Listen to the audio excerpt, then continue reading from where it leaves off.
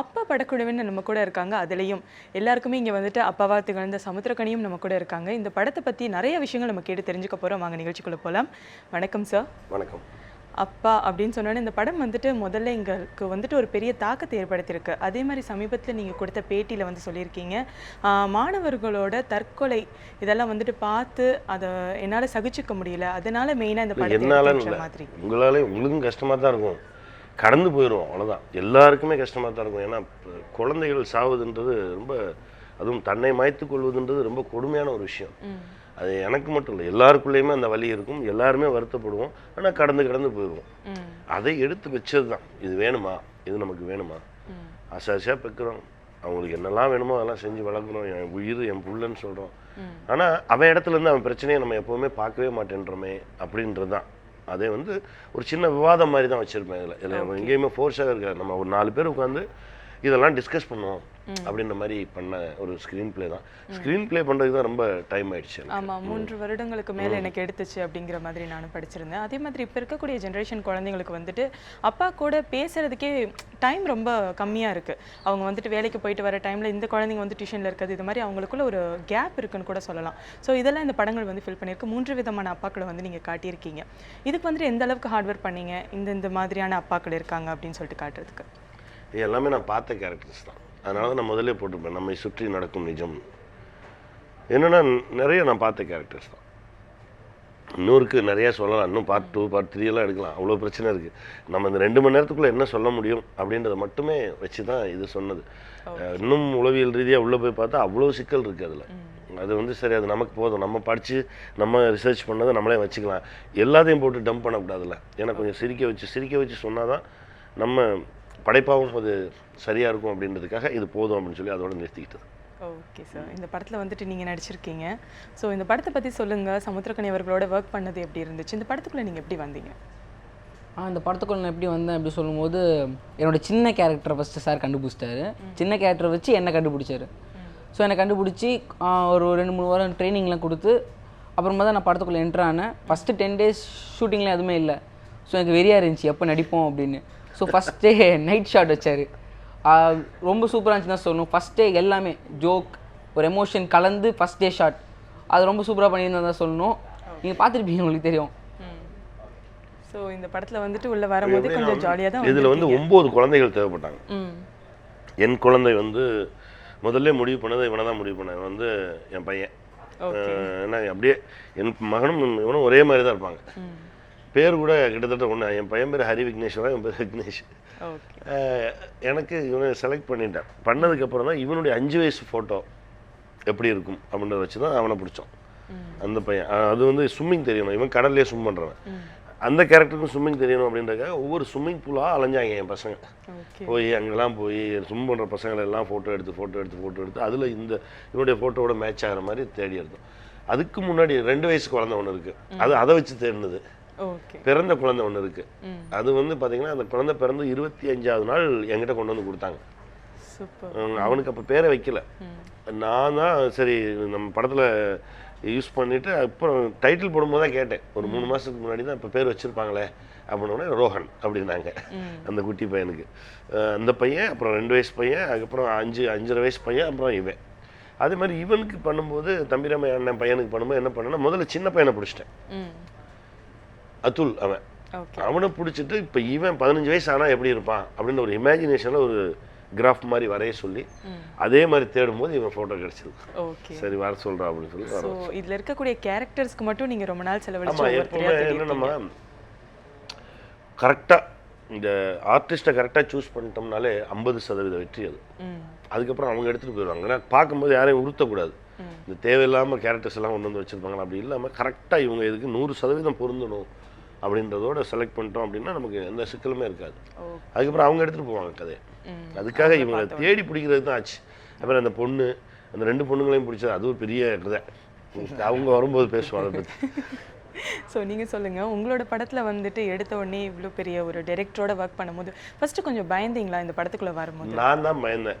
ஏன்னா ஏற்கனவே தேசிய விருதெல்லாம் வாங்கி காக்கா முட்டையில் பரபரப்பாக இருந்தது. இல்லைப்பா இல்லைப்பா, இவனை முதல்ல கூட்டு வர்றதுக்கே பெரும் போராட்டமாக இருந்துச்சு. இப்போ கூட தேடுறாங்களே சார் கிடைக்கவே மாட்டா சார் அந்த அளவுக்கு உங்களுக்கு இப்பவே வந்து மார்க்கெட் ஜாஸ்தி ஆயிடுச்சு. சொல்லலாம். ஸோ இங்கே வந்துட்டு ஒரு பாண்டிங்கோட இருக்கீங்க. அந்த படத்தோட தளத்துல நீங்க எந்த அளவுக்கு இருப்பீங்க? உங்களுக்குள்ள வந்துட்டு ஒரு அப்பா மகன் ரிலேஷன்ஷிப் இப்போ வரைக்கும் கூட இருந்துட்டு இருக்கு. ஸோ படத்தளத்துல உங்களுக்கு வந்துட்டு ஷார்ட்ஸ் வரலன்னா எந்த மாதிரி கம்பீரமான ஒரு டைரக்டர் அவர் நடந்துப்பாரு? இல்லை கம்பீரமான டேரக்டர் இல்லை, லைஃப்பில் அப்பாவா இப்போ ஒரு முடியலனா என்ன சொல்லுவாங்க ஒரு அப்பா, அதுமாரி தான் ஸ்பாட்லேயே இருப்பார். எப்போவுமே அப்படி தான் இருப்பார். அதில் கொஞ்சம் டிஃப்ரெண்ட் கூட இருக்காது. அவர் பார்க்க நம்மளுக்கு ஒரு ஆசை வரும். இப்போ படம் பார்க்குறோம், சரி இவரோட மகனாக நம்ம பிறந்துருக்கலாமோன்னு நிறைய பேருக்கு ஆசை வந்திருக்கும். ஓகே, அதில் வர டயலாக்ல அந்த குட்டி பையன் சொல்கிற மாதிரியே நீங்களும் சொல்லியிருக்கீங்க. Okay done. அந்த மாதிரி தான் இப்போ இவர் அப்பா எப்படி நம்ம ஃபஸ்ட்டு நான் போகும்போது நான் வந்து பேசுறது பயந்தேன். சார் சார் சார் சார் இப்படி தான் கூப்பிட்டு இருந்தேன். ஒரு நாள் கூப்பிட்டு திட்டினார், அப்பான்னு கூப்பிடு இல்லைன்னா திட்டு தான் வாங்குவேனாரு. அப்போ கூட ஆரம்பிச்சா இன்னொரு நான் அப்பா தான் கூப்பிட்டுருக்கேன். ஓகே, குழந்தைங்களோட ஃபர்ஸ்ட் நாள் அவர் சொல்கிறப்போ பயந்து தான் கூப்பிட்டேன். சரி அப்பா தானே கூப்பிட்றேன்ட்டு அப்பான்னு கூட ஆரம்பித்தேன். அதுக்கப்புறம் உள் மனசுலேருந்தே வந்துச்சு தானே அப்பா, இவர் தான் நம்ம அப்பான்ட்டு பதினிச்சு. ஓகே, அதே மாதிரி சார் படங்கள் வந்துட்டு எடுக்கும்போது குழந்தைங்களை வச்சுட்டு ஒரு படம் எடுத்தாங்கன்னா கண்டிப்பாக ஒரு மெசேஜ் ஓரியன்டட் ஸ்டோரியாக இருக்கும். ஆனால் நீங்கள் குழந்தைங்களை வச்சு நடித்த படத்துலையும் சரி, இப்போ எடுத்திருக்கக்கூடிய படங்களையும் சரி, கல்வியும் வந்துட்டு ஒரு பெரிய ஒரு பாயிண்ட்டாக உள்ள வச்சுருக்கீங்க. கல்வின்னு இல்லைம்மா, கல்வி மட்டும் கிடையாது. ஒரு குழந்தை பிறக்கும்போது அவ்வளவு புனிதமான ஆத்மாவை பிறக்குது. இந்த சமூகமும் சுற்றி இருக்கிறவங்களும் பெற்றோர்களும் அதுக்கப்புறம் அந்த கல்வி முறையும் தான் அவங்க மண்டையில், அதாவது ஒன்றுமே இல்லாமல் அழகாக ஃப்ரெஷ்ஷாக இருக்கிற அந்த மண்டைக்குள்ளே நம்ம போடுறது தான். ஓகே, நம்ம நல்ல விஷயமா போட்டோம் அப்படின்னா அது நல்ல விஷயமா வளரும். அழுக்க விதைச்சோன்னா அது அழுக்காக தான் இருக்கும். அவ்வளோதான். அதனால தான் இது குழந்தைங்களை பற்றி பேசும்போதே ஆட்டோமேட்டிக்காக வந்து கல்வி உள்ளே வந்துடும், பெற்றோர்கள் உள்ளே வந்துடுவாங்க, அந்த சமூகம் சார்ந்த விஷயம் உள்ளே வந்துடும். அப்படி தான் பார்க்குறது. நான் எப்போவுமே வந்து ஏதோ ஒன்று பாதிக்கும் நம்மளை, அந்த பாதித்த விஷயத்தை எடுத்து படமாக பண்ணும்போது, இப்போ இந்த கதைக்கும் அன்றைக்கி நான் சொன்னதான் ரிவர்ஸில் படம் பண்ணோம். இந்த கதையை பொறுத்த வரைக்கும் கிளைமேக்ஸ் எனக்கு வந்துருச்சு. கிளைமேக்ஸ்லேருந்து ரிவர்ஸில் போனேன் நான். இது வேணும் இது வேணும் இது வேணும் இது வேணும் அப்படின்னா இந்த அப்பா எப்படி இருப்பார், அப்படி பண்ண ஸ்க்ரீன் பிளே தான் அது. ஓகே, இந்த படத்தில் வந்துட்டு அப்பாவை பற்றி சொல்லியிருக்கீங்க. நிஜ வாழ்க்கையில் உங்களோட அப்பா கிட்டேருந்து ஏதாவது ஒரு விஷயத்தை இன்ஸ்பயர் பண்ணி நீங்கள் எடுத்து படம்? நான் இருக்கிறது என்னுடைய அப்பா எனக்கு கொடுத்த, அதை நான் சொன்னல அந்த தலையில் போட்ட விஷயம், அது நல்ல விஷயமா கொஞ்சம் போட்டு போயிருக்காருன்னு நினைக்கிறேன். என்னுடைய அப்பா வந்து ஒரு 15 வயசு எனக்கு இருக்கும்போது இறந்துட்டாங்க. அதுக்கு முன்னாடி வந்து எங்கள் அப்பா அடிக்கடி சொன்னது இப்போ எனக்கு ஞாபகம் இருக்குது, மனுஷங்களை சம்பாதிக்கணும்டான்னு சொல்லுவார். மனுஷங்களை சம்பாதி, காசு பணம்லாம் எதுக்குமே பயன்படாது, நல்ல மனுஷங்களை சம்பாரிச்சுக்கோ அப்படின்னு சொல்லுவார். அப்புறம் உறவு முறைகளோடு தான் பழகுவார் எல்லார்ட்டையும். இப்போ எங்கள் ஊர் கிராமம் தான், 2 தெருவுக்கு ஒரு ஜாதி இருக்கும். இப்படி கடந்து போகும்போது பார்த்தா என்ன மாமா நல்லா இருக்கீங்களா அப்படின்பா. அடுத்து கடந்து போகும்போது என்ன சித்தப்பா நல்லா இருக்கீங்களா அப்படின்பா. அண்ணே வாங்கண்ணே வந்து சாப்பிட்டு போங்கண்ணே அப்படின்னு கூப்பிடுவாங்க. இப்படி தான் இருக்கும் அவருடைய பழக்க வழக்கம் எல்லாமே. அது இப்போ நான் ஊருக்கு போனாலும் நான் டைரக்டரும் நடிகர்லாம் கிடையவே கிடையாது. எங்களோட அடுத்த தலைமுறை அப்படி தான் பேசிக்கிறாங்க. இப்போ போயிருந்தப்போ கூட நம்ம மாப்பிள்ள வாங்க அப்படி எங்கள் அப்பாவுடைய நண்பர் 90 வயசுக்காரர் அவர் வீட்டில் உட்காந்துட்டு அப்படியே அப்படியே உங்கள் அப்பனை பார்க்குற மாதிரியே இருக்குது, அதெல்லாம் தான் இதில் டைலாக்காக வச்சுருப்பேன் நிறைய இடத்துல அப்படின்னு சொல்லுவாங்க. அதுக்கப்புறம் வந்து என்னுடைய ஆசையை அங்கீகரித்தார். அவருக்கு சினிமா பிடிக்கவே பிடிக்காது, சினிமா அறவே பிடிக்காது. நான் சென்னைக்கு ஓடி வந்துட்டு ஒரு பிரச்சனையாகி திரும்ப ஊருக்கு போனப்போ எங்கள் அம்மா என்னை அடிக்கிறாங்க. எங்கள் அப்பா வந்து எங்கள் அம்மா அப்படி கைப்பிடிச்சு இழுத்து விட்டு சொன்னார், உனக்கு எனக்கு தெரியாத ஏதோ ஒரு விஷயத்தை அவன் தேடுறான், முடிஞ்சால் உதவி செய்வோம், முடியலன்னா விலையை நின்றுக்குவோம், டே கொஞ்சம் படிச்சுட்டு போடா, இந்த வயசில் போய் நீ போய் இங்கிட்டலாமா கொஞ்சம் படிச்சிடறா அப்படின்னாரு. அப்பா இருக்காரு நமக்கு என்ன அப்படின்னு சொல்லி ரொம்ப சந்தோஷமாக இருந்தேன். திடீர்னு ஒரு 3 மாதம் கழிச்சு பார்த்தா அன்எக்ஸ்பெக்டடாக ஹார்ட் அட்டாக்ல இறந்துட்டார். எல்லா கனவுகளும் போயிடுச்சு, திரும்ப எல்லாமே போய் தரமட்டம் ஆயிடுச்சு. திரும்ப அப்படியே உருண்டு பிறண்டு இது பண்ணி +2 முடிச்சுட்டு +2 லீவில் எங்கள் அம்மா கிட்ட கேட்குறேன், அம்மா நான் மெட்ராஸ் போயிட்டு இருந்தேன் 2 மாதம் போயிட்டு நான் சும்மா போய் பார்த்துட்டு எனக்கு சினிமா தான் என்னுடைய எதிர்காலம், நான் முடிவு பண்ணிட்டேன், நான் போய் பார்த்துட்டு வரேன் அப்படின்னோடனே இது விஷயம் தெரிஞ்சு இந்த சொந்தக்காரங்க இந்த அக்கம் பக்கத்தில் மாபெரும் அறிவாளிகளாக இருப்பாங்கல்ல, அது வந்து அட்வைஸ் பண்ணுறதுக்குன்னா எல்லோரும் வந்துடுவாங்க வேகமாக, கிளம்பி எல்லாரும் போட்டு குழப்பி எங்கள் அம்மாவை அவ்வளோ தூரம் குழப்பின காலகட்டத்தில் எங்கள் மாமா, எங்கள் அக்காவுடைய எங்கள் மாமா வந்து என் மேலே பெரிய நம்பிக்கை வச்சுருந்தாரு. அப்புறம் எங்கள் அம்மா என்னை நம்பினாங்க. எங்கள் அம்மாவுக்கு இப்போ வரைக்கும் நான் என்ன பண்ணுறேன்னு தெரியாது. எங்கள் மாமான்றது யாருன்னா என் ஒய்ஃபோடைய அப்பா.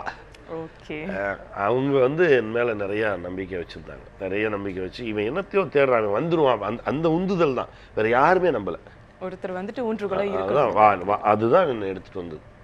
இப்போவும் நானும் எனக்கும் என் பையனுக்குமான டிஸ்கஷன்ஸ் என்னவோ அது நிறைய இருக்குது இந்த படத்துக்குள்ளே. ஓகே. நான் என் பிள்ளைங்களை அப்படி தான், என் பையனும் சரி என் பொண்ணும் சரி, முழுக்க முழுக்க முடிஞ்ச வரைக்கும் அவங்களுக்கான உலகம், அந்த உலகத்தில் தான் அவங்களை இருக்க சொல்லுவேன். ஏன்னா அது திரும்ப கிடைக்காது. 15 வயசு தாண்டிட்டீங்கன்னா வேற பிரச்சனைகளை நோக்கி ஓட ஆரம்பிச்சிருவோம். இந்த வாழ்க்கை கிடைக்கவே கிடைக்காது. அதையே நம்ம எடுத்து நம்மளுடைய அறிவுக்கெல்லாம் செலுத்தி அவங்கள ஏன் திருப்பி விடணும் அப்படின்றது. ஓகே. உங்கள் சைடு இருந்த அப்பா வந்துட்டு ரொம்ப நல்ல அப்பாவாக இருந்திருக்காரு. ஆனால் சமுதாயத்தில் இப்போ பார்த்தீங்கன்னா அப்பாக்களில் கொஞ்சம் கொடூரமான அப்பாக்களும் இருக்காங்க. எல்லா அப்பாவுமே நல்ல அப்பா தான்மா. இப்போ இவருடைய கேரக்டர் நான் வச்சிருக்கேன்ல, இவருடைய கேரக்டர் வந்து அதாவது தீவிரவாத அன்பு. அது ஓகே. அன்பு எப்படி காட்டுறதுன்னு தெரியாது. இப்போ நம்ம சூரி சொல்லியிருந்தான், சூரி இந்த இப்போ என்னப்பான்னு கான்செப்டில் எல்லாருமே அவங்கவுங்க அப்பா பற்றி பேசுங்க அப்படின்னு நான் சொல்லியிருந்தப்போ சூரி சொல்லியிருந்தாப்புல ஒரு விஷயம். அதாவது ராத்திரி 12 மணிக்கு கட்டின வேட்டி அவுத்து வச்சு சேவு மிச்சர் எல்லாம் வாங்கி அந்த வேட்டியில் போட்டு, அப்புறம் புரோட்டா வாங்கி அதுக்கு சால்னா வாங்கி அதையும் போட்டு ஃபுல்லாக இப்போ வேட்டியோடு தூக்கி தோளில் போட்டுக்கிட்டு அதில் அந்த சால்னா கொட்டி வந்து பிள்ளைங்க தூங்கிட்டு இருக்க மொத்த பிள்ளைகளை எழுப்பி உட்கார வச்சு சாப்பிட்றா. ஏன்னா அது வந்து அன்பு வெளிக்காட்டுற விதம் இது.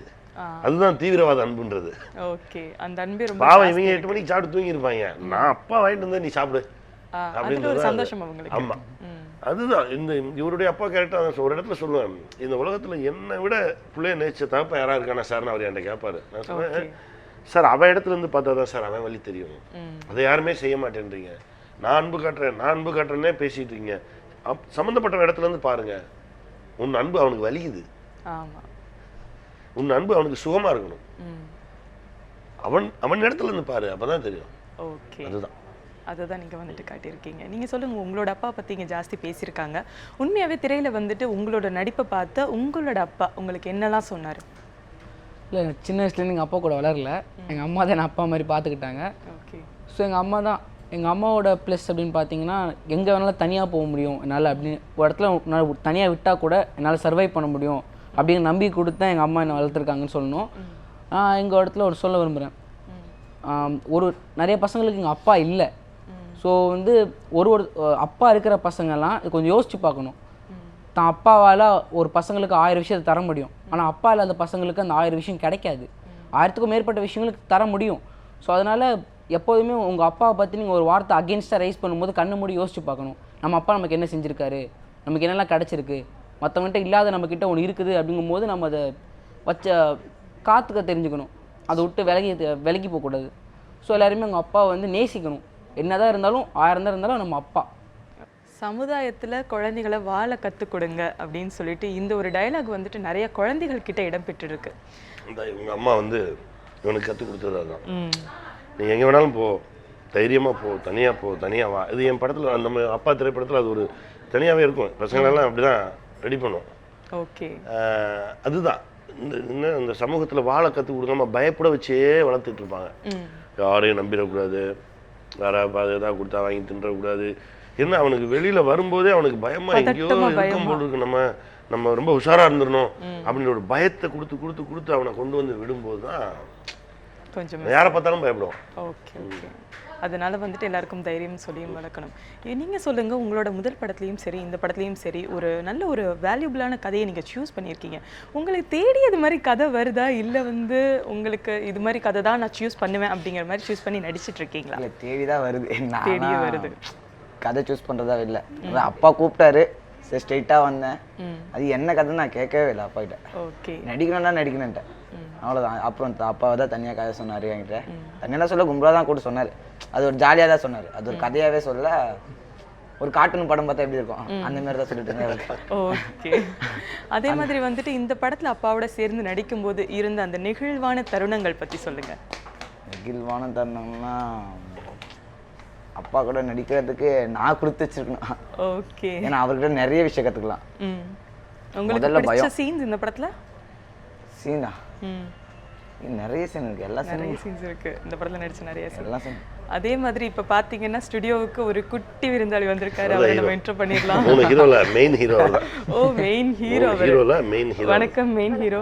நீங்க சொல்லுங்க, முதல்ல உங்களோட மேக்கப் எங்களுக்கு ரொம்ப பிடிச்சிருந்துச்சு. இல்லை குட்டியா அழகா கியூட்டா பொட்டுலாம் வச்சுக்கிட்டு. அது என்னன்னா 5 வயசு பையனா காட்டணும்னால இங்கே ஒரு பொட்டு திருஷ்டி போட்டு வச்சு விட்டோம். அப்புறம் பெரிய பையனா வந்ததுக்கப்புறம் இங்கே ஒரு பொட்டு வச்சு விட்டோம். இங்கே வந்து பச்சை குத்தி இருப்பாங்க ஊர்லலாம், அந்த மாதிரி இங்கே ஒன்று வச்சோம்.